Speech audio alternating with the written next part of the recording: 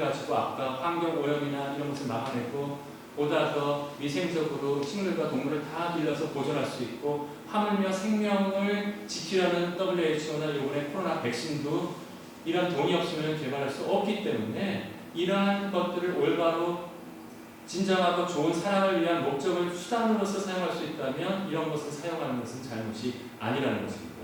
근데 이것을 수단으로서 사용해야 될 것이 목적이 되어서 돈 때문에 사람들의 목숨을 위태롭게 하고 환경을 파괴하고 밤중에 정화 시설이 있는데도 흘려보내고 이런 자들은 무엇이다? 가치의 질서와 존재의 질서가 어긋난 것이다 라고 말씀드리는 것이죠.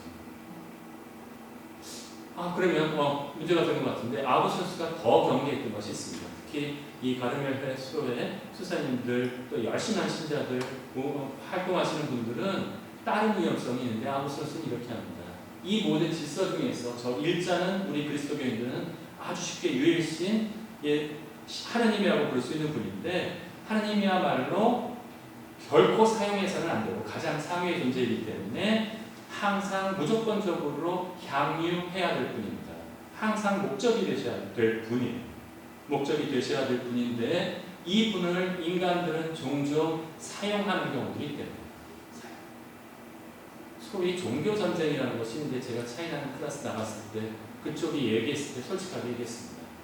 이것을 교회 사내에서 미워한 적도 있었지만 이런 어떤 의미에서 이 종교 전쟁이라는 이름으로 일어나는 것 안에는 그 뒤에는 종종 굉장히 많이 인간들의 탐욕이 들어있습니다.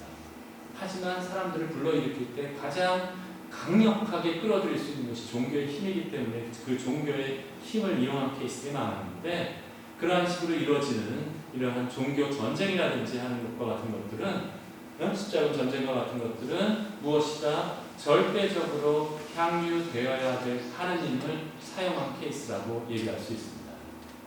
요즘에도 코로나19 사태에서 종교의 어두운 면이 다 나타나고 있습니다.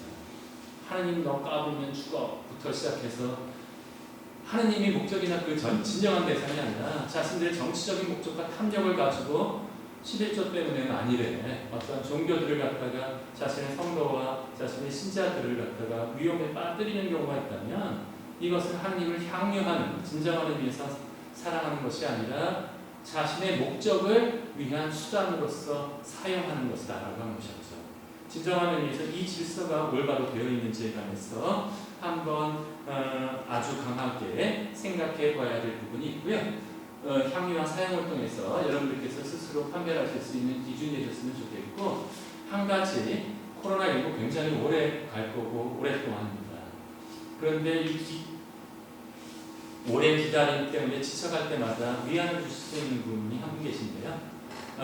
바로 성녀 모니카입니다.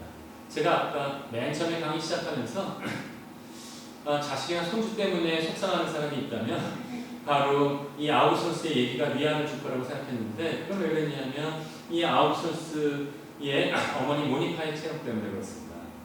혹시 자녀분이 18살 때 애 낳아가지고 들어온 자녀분 계신가요? 혹시 이단에 빠져가지고 엄마 선교하겠다고 막 덤벼드는 아들이 있었나요? 그것뿐만이 아니라 사고 친 것 족족이 보면 나중에 어머니 모니카한테 속이기까지 하고 사기까지 치고 나서 로마로 도망갑니다. 아우선스. 이 모든 일이 괴로웠을 때 어머니 모니카가 너무 괴로운 꿈을 꾸게 되었습니다. 어머니 모니카가 꿈을 꾸었을 때 이런 어떤 굉장히 좋은 옷을 입은 천사가 나타나서 어머니 모니카에게 이렇게 얘기합니다.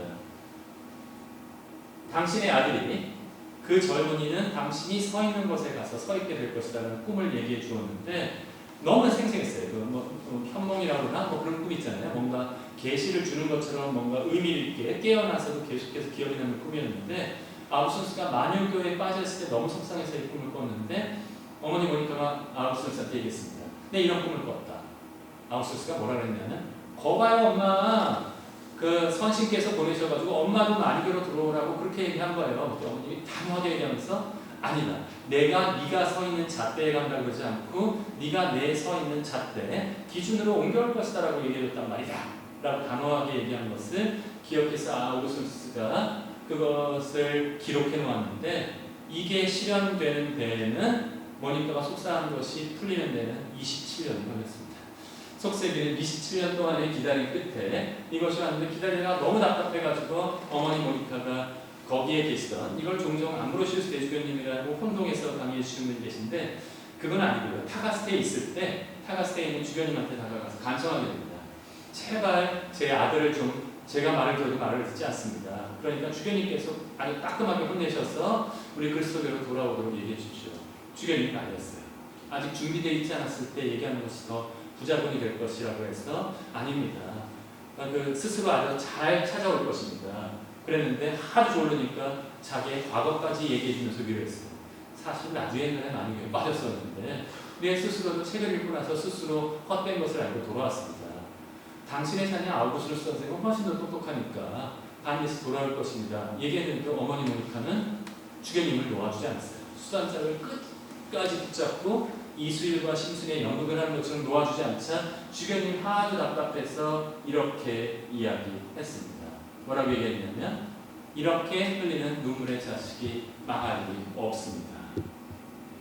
정말로 눈물을 가지고 기도를 하면 하나님께서 반드시 들어주시는데 근데 조금 곤란한 것이